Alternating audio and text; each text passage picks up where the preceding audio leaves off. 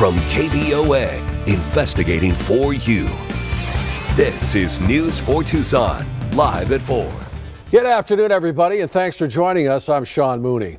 We have seen another active day of rain today, especially in Santa Cruz County, where we're hearing reports of flooding. Let's get right to Chief Meteorologist Matt Brode with the latest conditions. What's going on out there, Matt? Things are clearing up a little bit, but enough rain that we have a long-lasting flash flood warning for sections of Santa Cruz County. In particular, the town of Patagonia really under the gun. A trained spotter said in a period of time under a half an hour, about an inch of rain fell. And in addition to that, about 3 to 4 inches of water on the roadways right there in the city streets, the town streets, conversely, of Patagonia. That's why we had that flash flood warning until 5:15 for that warned area. Let's switch on over, go to live Doppler, and I want to zoom on into Santa Cruz County, and that's where we're probably seeing the best action in town. Patagonia is right about there, and I think we can put that on the map for you. Seeing a little bit of a break, but notice we got some more showers and storms just upstream. The question is, will these actually make it to Patagonia? The answer is maybe not, because you've already seen a lot of rain there, but any additional rain could add to some of the problems in terms of street flooding. So remember, turn around, don't drown. You don't want to get caught in a situation right there. What's happening a little bit closer to the city of Tucson? All right, here's a storm that's trying to pop up right here, and I believe this is pretty close to Tucson International Airport. One lightning strike. Now, I just put the sequence together about 5 minutes ago. We did not see that lightning strike. Let's zoom in a little bit closer, and you can see, all right, there's the airport, there's Keno Stadium. So right here along South Contractors Way is the heaviest rain from Valencia all the way to that area just east of Park as well. So that's our biggest downpour. Let's see which direction this storm is going to. Looks like this is also trekking off to the east at about 10 to 15 miles per hour. Another little cell down I-19 as you make your way towards Sahuarita. That's about all that's happening across the city of Tucson, unfortunately, at this time. Obviously, the city of Tucson has not seen a lot of rain this week where other places have. We'll continue our Doppler tour, or I guess we're going to put you in the box as well, Sean. Didn't know that it was time to wrap up, but that's a look at your radar for right now. Again, the big tagline is still some street flooding possibly down in Patagonia. That flash flood warning till 5:15 tonight. Wow, looks like it's going to be an active evening. It sure could. We'll update you in a few minutes. Thanks, Matt. Earlier today, the U.S. Supreme Court granted Arizona Attorney General Mark Brnovich's request to allow Arizona's pro-life law, SB 1457, to go into effect. This is happening in the wake of the Supreme Court's decision to overturn Roe v. Wade. For the past decade, Arizona has prohibited abortion providers from performing an abortion if that decision is based on the sex or race of the child. Last year, state lawmakers passed SB 1457, which extended those restrictions to include genetic abnormalities such as Down syndrome. This comes after Brnovich's announcement yesterday saying Arizona's 1901 law is now enforceable. That law essentially banning all abortions unless it's necessary to save the mother's life in our state. Arizona Attorney General Mark Brnovich praised the decision by saying in part, quote, "I am pleased with today's ruling and proud to defend Arizona's law that protects the unborn. The best of any society can be seen in how it treats its most vulnerable," end quote. And just hours after learning the state attorney general's position, a group of local doctors are taking issue with that declaration. News 4 Tucson's Eric Fink joins us now in studio with the story. Eric.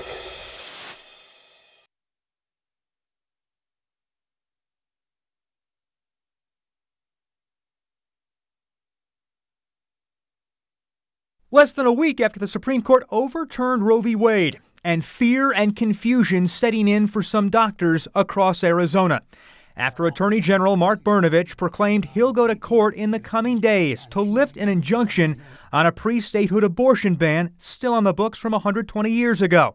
It could send doctors and healthcare providers to jail for 2 to 5 years for helping patients get an abortion. Brnovich says the 1901 law will not be repealed by SB 1164. That's the 15-week abortion ban that was passed and signed in March. Two longtime Tucson doctors Thursday responding to the Attorney General's position. We have politicians who want to insert themselves not just into the exam room, but into patients' uteruses and dictate what physicians and patients agree upon in terms of the best way to proceed with their health care. Women have a right to privacy, a right to make their own healthcare decisions. and a law from over 100 years ago, which is not relevant to today, should never be seen as the final word on women's access to care.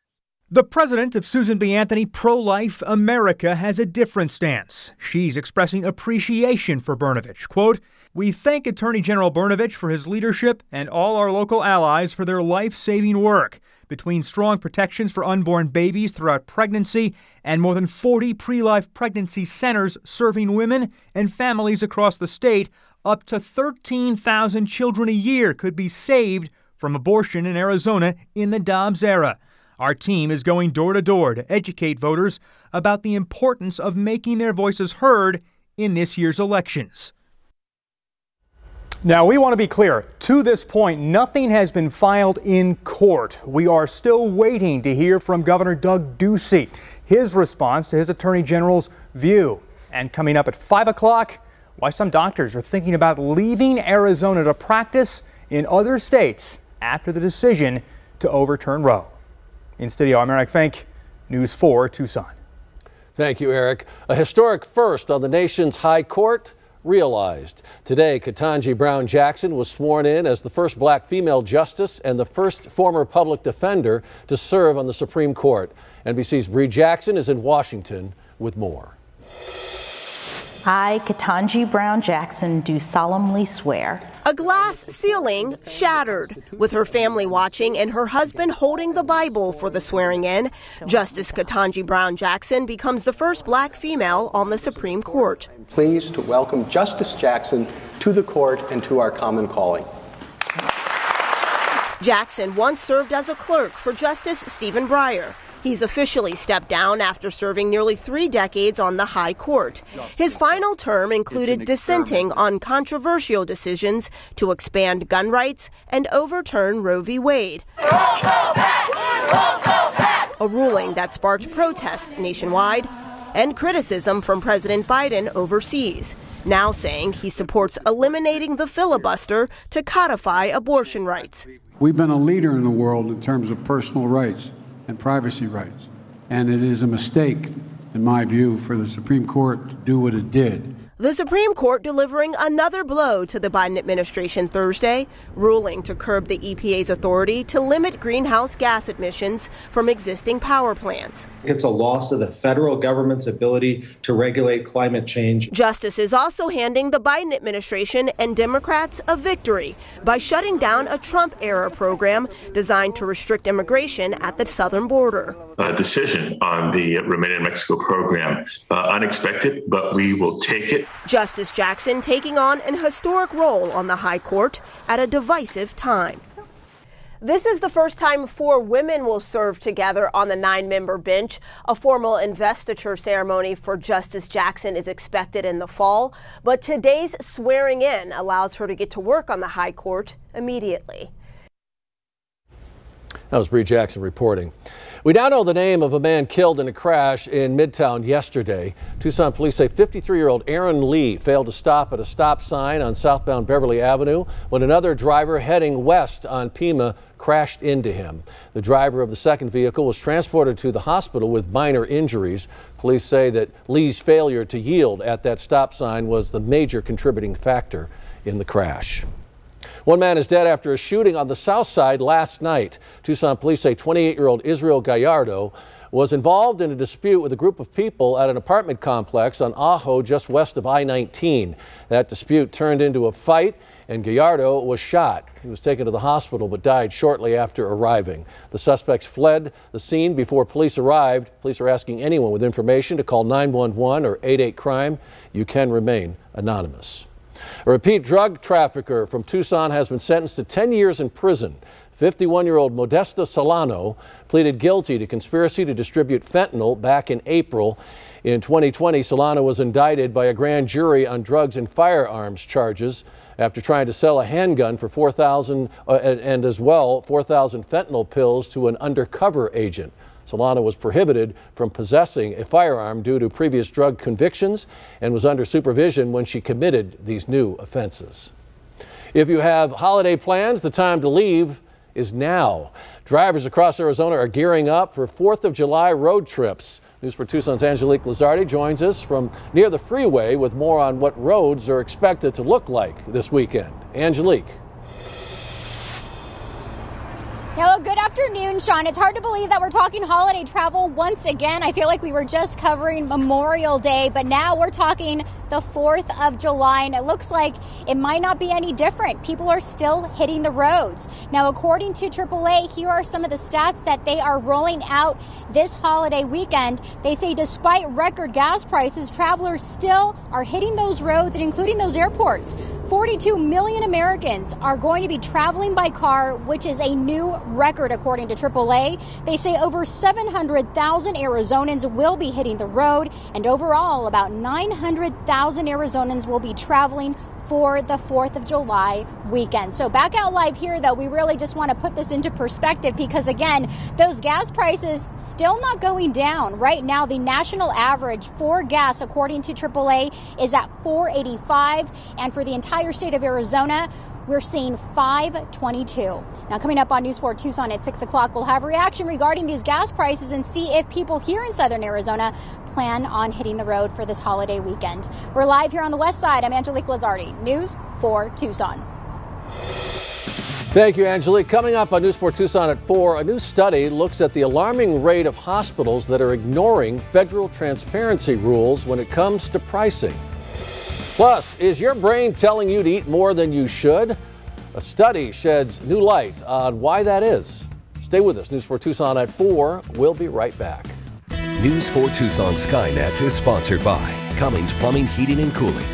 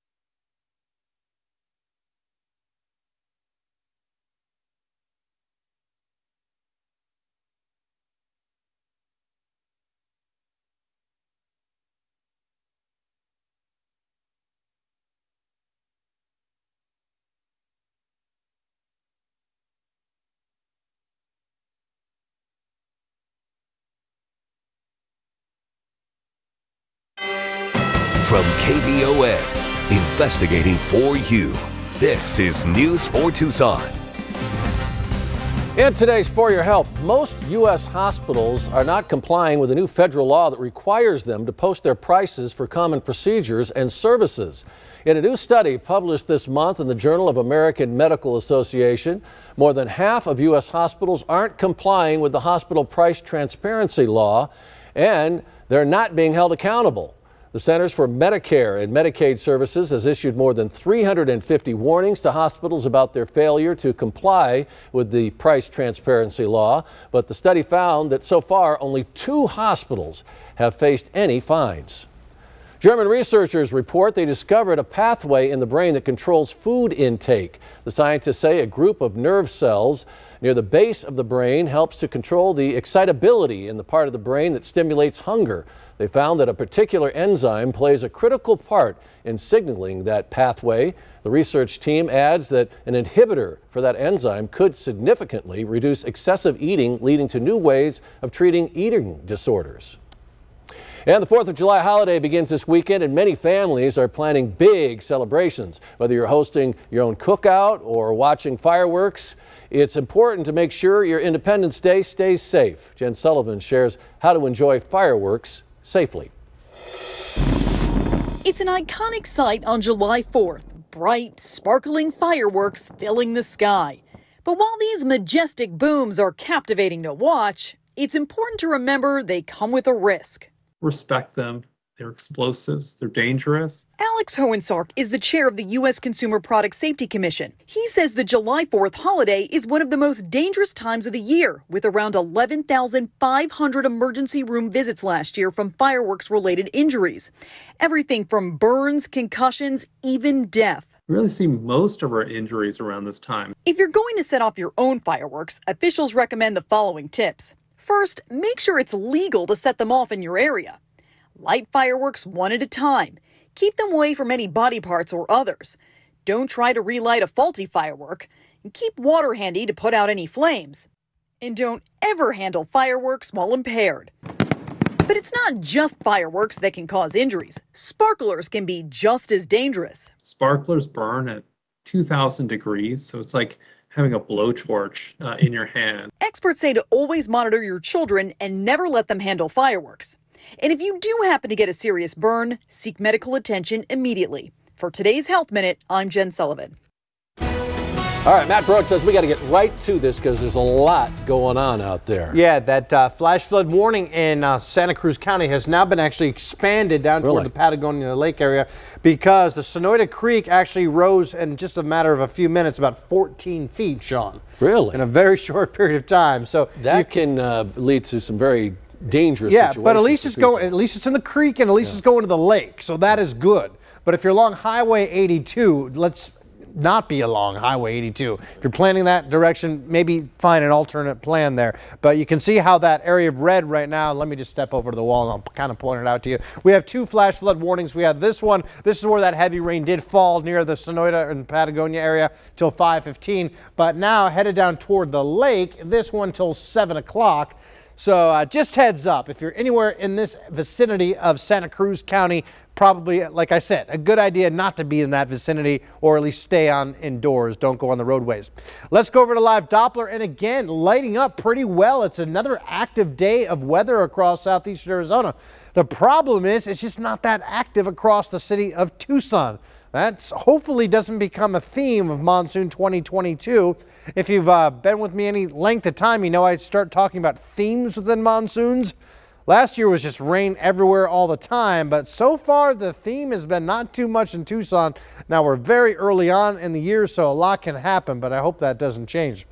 Or I hope that does change, I should say. We want to see rain in Tucson. Here's Highway 82. We're looking okay right now, but we got some pretty good thunderstorms just off to the west of Tubac. So please, also, if you're in that area, you hear the thunder roar, head on indoors as well. There's Patagonia just slapped out on the map for you. You can see we're seeing a little bit of a low right now, but again, that creek, Sonoita Creek, really on the rise, and that is headed right down for Patagonia Lake. Here's that other cell that we're zooming in on earlier. This now east of Tucson International Airport, but this is Kolb and I-10, seeing some pretty heavy rain as you make your way. I guess if you're coming from Tucson, that would mean from Tucson, traveling eastbound, coming to Tucson. You're traveling westbound and you're running into some of that heavy rain. And let's look a little bit upstream a little bit. Well, first of all, I want to show you the direction this is moving. This is going from the west to the east at about 5 to 15 miles per hour. And I do want to see what's happening just a little bit farther to the north, because this just popped up on a whim. All right, so this is Speedway. This is a U of A. Now our central Tucson studios, let me orient myself. Here's I-10. So we're located right about here in this area of green. So I'll have to step outside and see if we can see some rain to our south reach the ground. But it looks like that could develop. We'll watch that closely. But that's really about all across the city of Tucson. Into southeastern portions of Pinal County, we're seeing some showers off the ridges of the Catalinas, moving into that portion of the county. Into sections of southern Graham County, not too much. We saw some lightning, but that's weakening pretty quickly. And then finally, the rest of central and northeastern portions of Cochise County. Yeah, some flare-up thunderstorms here and there, but nothing too excitable. This is a pretty good complex of storms. This, however, located in the Chiricahua Mountains. And then Douglas, it looks like most of the activity is off to your south. So that pretty much covers what we're seeing from a monsoon storm standpoint here on this Thursday afternoon. As high pressure is located over central sections of New Mexico, we still have abundant moisture moving its way up. And again, it's just all about where it happens. And right now, it seems to be happening mostly in Santa Cruz County, but we'll have to watch a couple of those cells across Metro Tucson. We have that one on the southeast side of town and one possibly trying to get organized just on the west side of town right now. Let's go to Futurecast, and you can see it's not too exciting as we make our way into the next several hours. By 8 a.m. tomorrow morning, in fact, really not talking about much in the way of storm chances. Outside, as we look live from our News 4 Tucson Skynet camera, we're not tracking any storms on this vantage point. 96. Now look at this. Interestingly enough, the airport is reporting a thunderstorm in the vicinity. Now we don't see rain coming this, so that tells me the airport's reporting lightning and thunder, not rain. So we'll just see if the airport can't eke out a couple hundredths of an inch of rain. It would appear as though it won't, based on that icon we see. 59 to Dew Point, east winds at 7 miles per hour. 93 DM, 98 Rita Ranch, it's 98 in Green Valley. And look at that, Sonoyta, 74 degrees. That is the power of the rain. 30% chance of storms again tomorrow, daytime highs into the upper 90s. We'll go with about a 50% chance of storms for Cochise and Santa Cruz County, 80s and 90s for you for daytime highs. 30% tomorrow, 20% on Saturday and Sunday, 4th of July, 20%. Low grade pattern Tuesday and Wednesday, just 10% chance of storm chances, 20% on Thursday. But Sean, I want to check in on that storm. Not a storm yet. We don't have thunder and lightning, but looks like we're starting to see a little bit of a downpour pop up right there on the west side of town. Okay. Not too far from our central Tucson studio. So I'm going to hop in the back door and go check it out and let you know in a few minutes. That is the true test. We just right open there. the back door and take a look. Right. All right. Thanks, Matt. You got it. Coming up on News 4 Tucson at 4, we'll take a look at the latest releases for your weekend viewing in today's On Screen. Then later, is inflation ruining your vacation plans? We have some ideas on how to turn your canceled vacation into a staycation. Stay with us. News 4 Tucson at 4 is coming right back.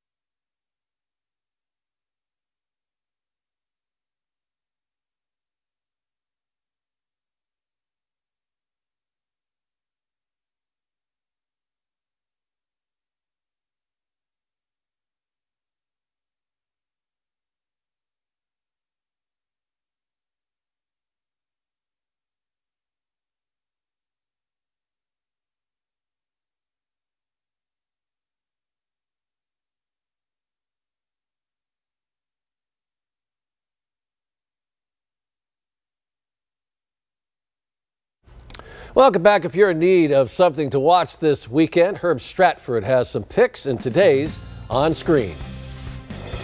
It's a busy weekend for new films and television series with something for everyone. Good night. The untold story of how supervillain Gru got his start is told in Minions: The Rise of Gru. In the 1970s, Gru is growing up in the suburbs, a fanboy of supervillain supergroup known as the Vicious Six. He hatches a plan to become evil enough to join them. Luckily, he gets some mayhem-making backup from his loyal followers, the Minions.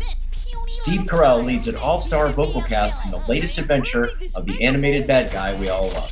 The epic conclusion of Season 4 of Stranger Things is now available. The final 2 chapters highlight the battle between Vecna and Eleven, as well as telling us the story of how Hooper and Joyce will manage to get back from Russia. Streaming exclusively on Netflix, the highly anticipated series will likely be the most watched show of the weekend worldwide. When a strong-willed princess refuses to wed a cruel sociopath, she is kidnapped and locked in a tower of her father's castle. When her suitor intent on taking her father's throne, the princess must save the kingdom in the R-rated film The Princess, now streaming on Hulu. Joey King and Dominic Cooper star in this strange mashup of martial arts, extreme violence, and girl power.